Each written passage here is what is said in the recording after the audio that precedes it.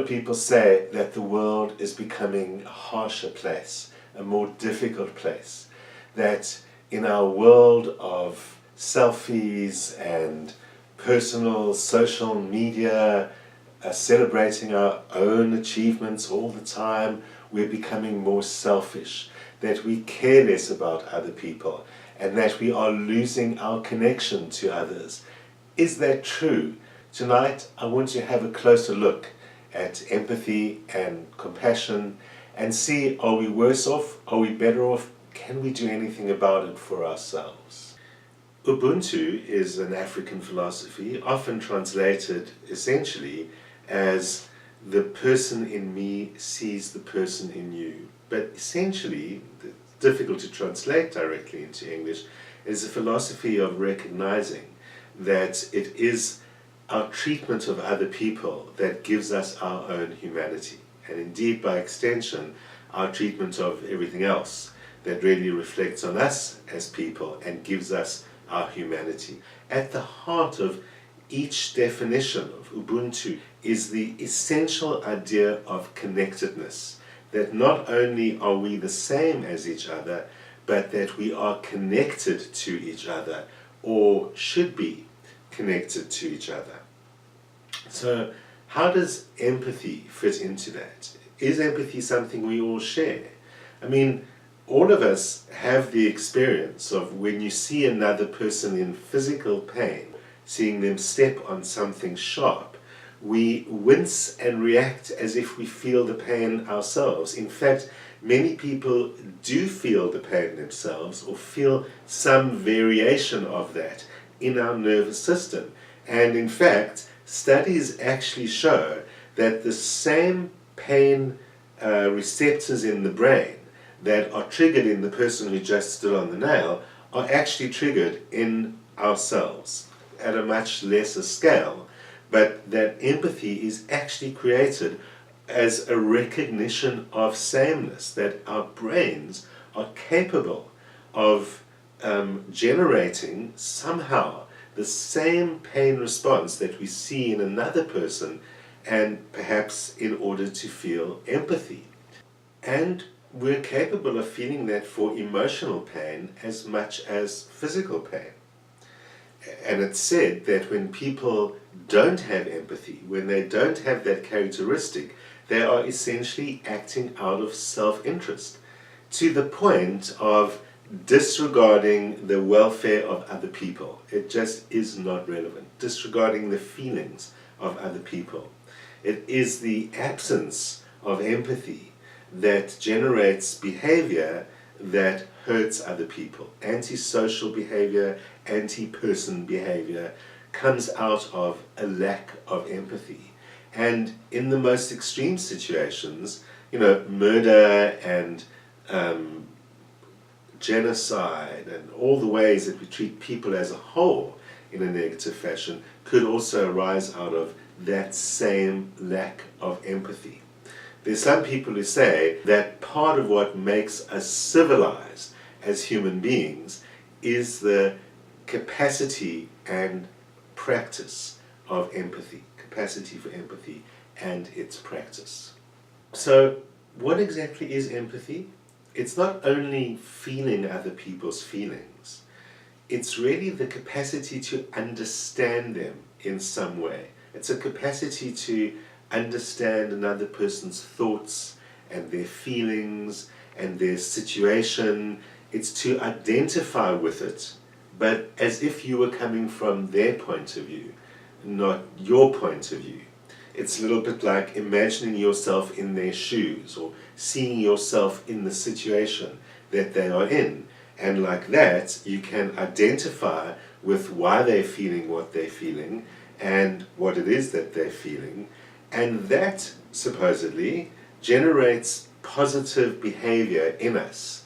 Behavior that is pro other people, not against other people. So helping behaviors and supportive behavior and compassionate behavior, where we feel for someone, all of those arise out of the practice of empathy.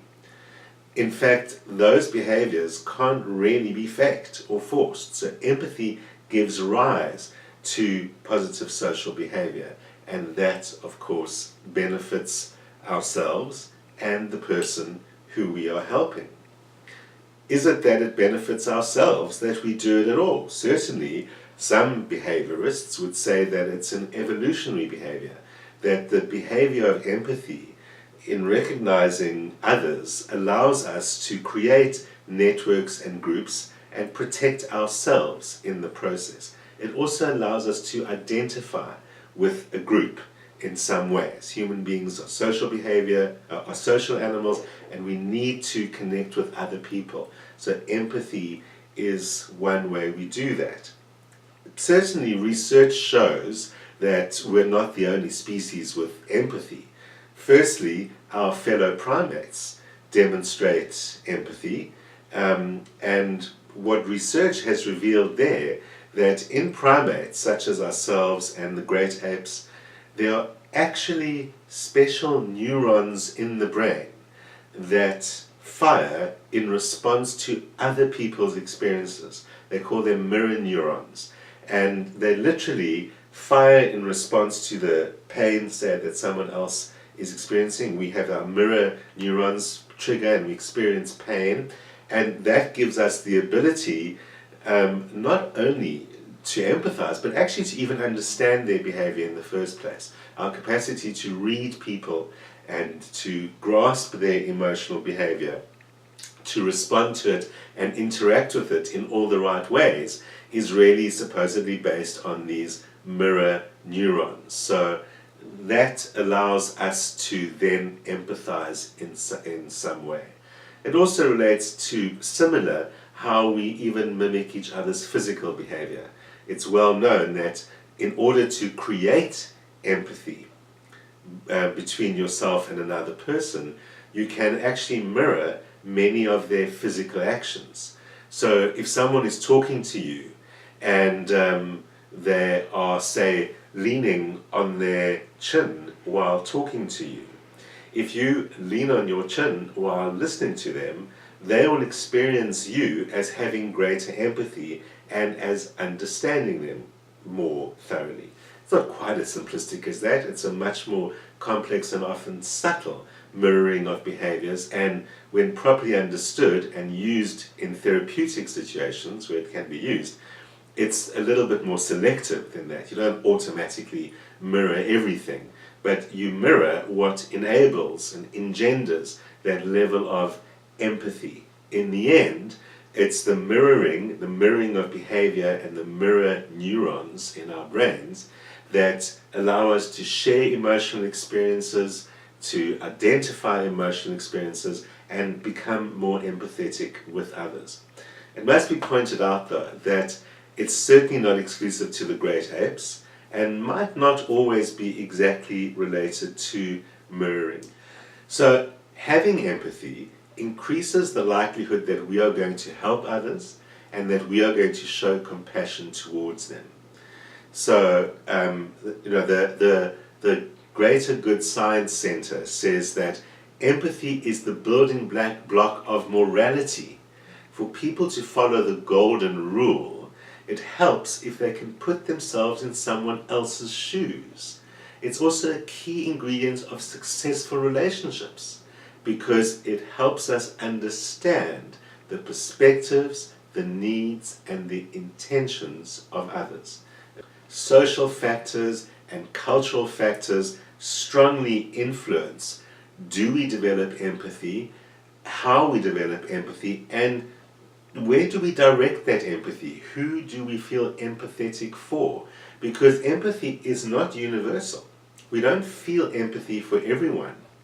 Because it emerges so early in childhood, it definitely seems to be related to our need to connect to the group in some kind of a way. And there seems to be very little doubt that even in that infant that I mentioned, there is that need to connect to the group and be part of the group. So that gives a lot of argument that it's something that's in our brains, that's built into us as human beings, one way or the other, And perhaps, as many other things, nurture develops it, works with it, and makes it go one way or the other.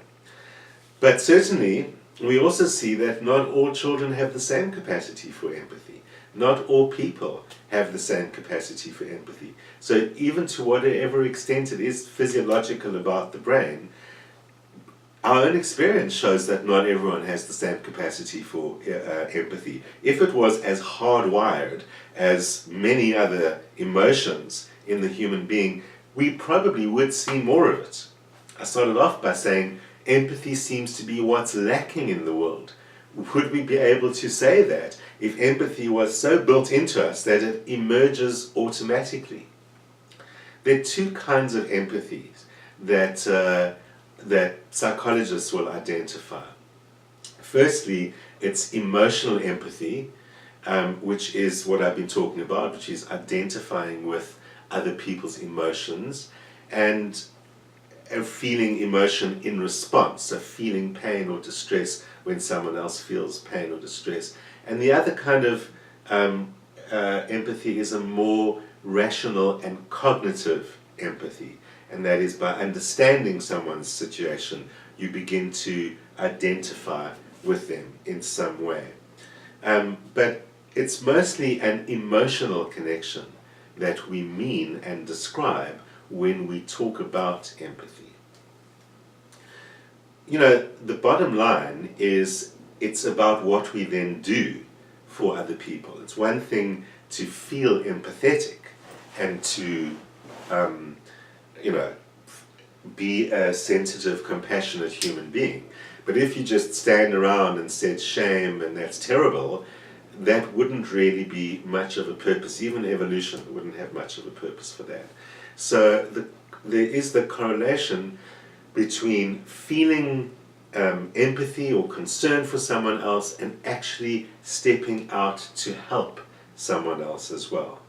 It's often said that the most noble kinds of human behavior, such as helping a stranger, arises out of empathy.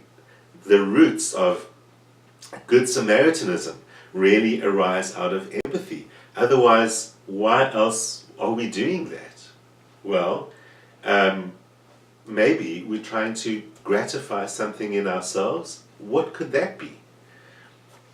The cognitive empathy that is referred to is that ability to receive and understand another person's emotion. So it's called cognitive empathy or empathetic accuracy, and that is accurately knowing and recognizing what someone else is feeling and basically having a better knowledge of where they stand. So not only their feelings, but their state of mind as well. And it's argued that cognitive empathy is more like a skill. Emotional empathy is the one that we're born with, that emerges so early in our lives, and cognitive empathy is a skill where we learn to recognize each other's emotional state so that we can process it in a way. And the fact that we're capable of learning it in that way speaks volumes to, can we learn empathy at all? Can we teach empathy to children? We can't teach someone how to feel. We can't teach feelings and feel feelings in that kind of a way. But certainly we can learn reasoning, and cognitive empathy is therefore something that potentially can be taught. While it has been argued that empathy can't be taught, certainly it can be facilitated by providing the right kind of environment in some way. You can't force someone to feel something. So certainly you can't make someone feel pain when someone else is feeling pain. But you can teach them to look at that person, understand rationally what it is that they're feeling, and think rationally, what should we do in a situation when someone is feeling like that. So although empathy as an emotional force is unteachable, empathy as a cognitive state is definitely teachable. You know, the American psychologist John Roberts says the era of empathy is upon us.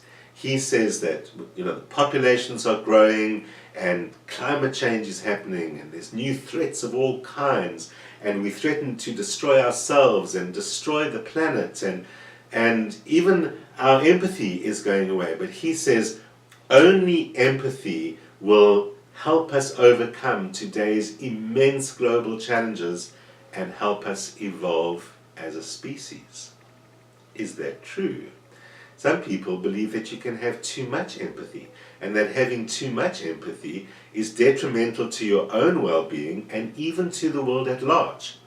Because too much empathy, says psychologist Paul Bloom, can interfere with your capacity for rational decision making. We can, you know, lead with our hearts instead of lead with the head. And we all know that very often that is going to get us into trouble. It also prevents us from seeing a bigger picture, identifying only with the now. Bloom wrote a book which was quite controversial called Against Empathy. And his argument that empathy is not the best tool for making moral decisions. That is in keeping with some other philosophers who've said that empathy is not necessary in order to make a moral judgment. Morals also appeal to our rational self, in fact very strongly. A strong rational understanding can influence us to be moral. And so certainly empathy is not required there. One of the ways empathy is evoked in people is through telling stories, helping someone understand about the oppressed people or the mistreated people. So when we share stories about ourselves or about other people, we're capable of engendering empathy. But, points out Bloom, that is not always used as a force for good. We can use it and do use it in political rhetoric. Bloom actually uses Donald Trump as an example, where he uses the example that Trump uses empathy in order to manipulate other people. He draws attention to like the victims of, say, terrorism or crime or whatever he perceives, and then he makes people identify with that victimhood. And he said, it could happen to you, and it's happening to your neighbors, and look what they're doing to us, look how they've taken our jobs, your jobs, all of those kind of forms of political rhetoric. We see it a lot with populists. So we see it here, we see it in other countries where populism is a powerful political force, but it's a manipulative force. So Trump uses it to encourage people to support his anti-immigration policies, where he tries to get them to identify with the supposed problems that the immigrants are causing. So empathy is a tool used to create emotional identification.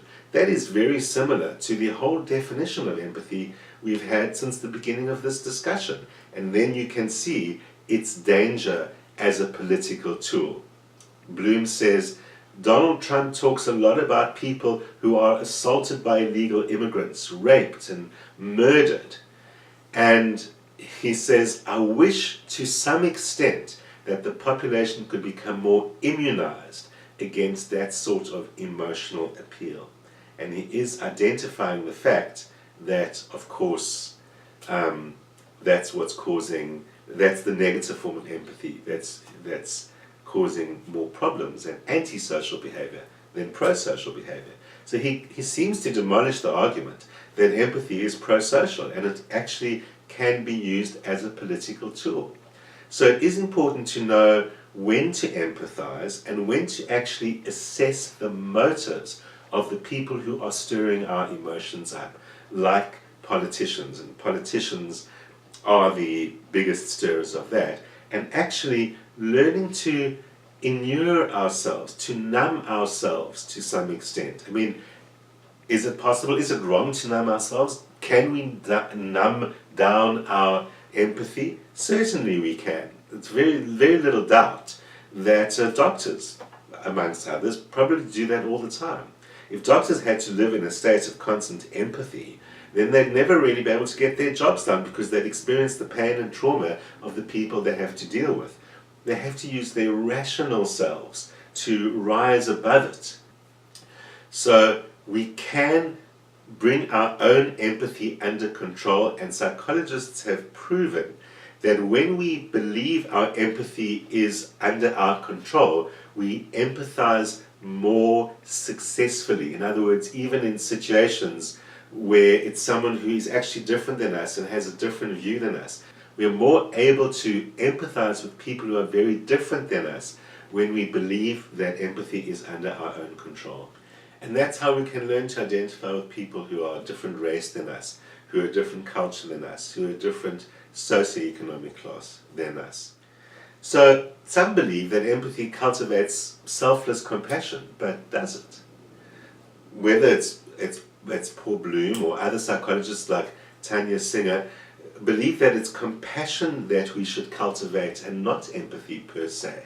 A more distant form of care and concern for others' well-being is a more effective solution, says Tanya Singer. And so she's been working on developing methods of teaching compassion, the Buddhist methods of loving kindness meditation, which is really about concentrating on just extending caring feelings, but somewhat impersonal caring feelings to people we love, to the planet, to other beings, expressing feelings of concern and care to all beings. Compassion, unlike empathy, does not suffer from those same limitations. It's not manipulable. We don't have to identify with. We can just extend positive emotions no matter what. Extend kindness and love without having to identify.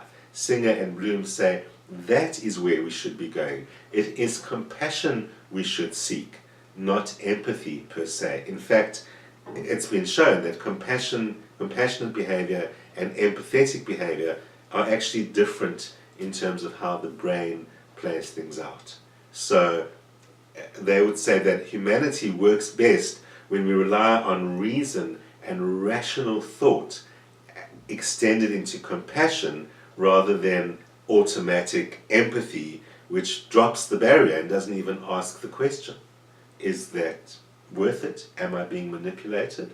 Paul Bloom says that when we rely on empathy to make moral decisions, we end up prioritizing the person whose suffering that we can relate to over any number of others that seem more distant. He says, when we rely on empathy, we think that a little girl stuck down a well is more important than the problem of climate change, is more important than tens of thousands of people dying in a faraway country. Empathy, he says, zooms us in on the attractive, on the young, on people of the same race. It zooms us in on the one rather than the many, and therefore it distorts our priorities. He says it would be far better if we made moral decisions based on rational thought. We can still look at others' viewpoints, but we don't have to empathize with their viewpoint. We can listen, we can take them seriously, he says, and we can make a plan to find some resolution of conflict or difference without having to feel what they feel. Again, compassion can be extended without the need for empathy. Ultimately, he says, we often favor empathy when it supports our moral decisions and don't like it when it's about the opposing perspective, like the Donald Trumps of this world. And so he reckons that maybe we shouldn't be worrying about empathy at all. Well, certainly he has given us a lot of thought about what empathy is all about. And certainly the lesson we get from Paul Bloom is we need to learn to wind it down, to use it more judiciously. Ultimately, empathy and compassion are based on the principle that we started off with, the principle that I recognize another human being in myself, that what gives us our humanity is the recognition that others are just like us, that other humans are just like us, that other living beings think and feel and want to live. And once we start from there, the principle of Ubuntu can lead us to compassion. If we understand that all people are just like us, that is the best place to start. Like many of the things we discussed, there is no one answer, but certainly helps us understand that we mustn't be distracted, we mustn't be manipulated, we must look to ourselves, and at heart, when we talk about compassion beyond empathy, when we talk about compassion, we're talking about Ubuntu, and that recognition that all life starts at exactly the same place and comes from exactly the same place is probably the best hope that we have for ourselves. Join me next week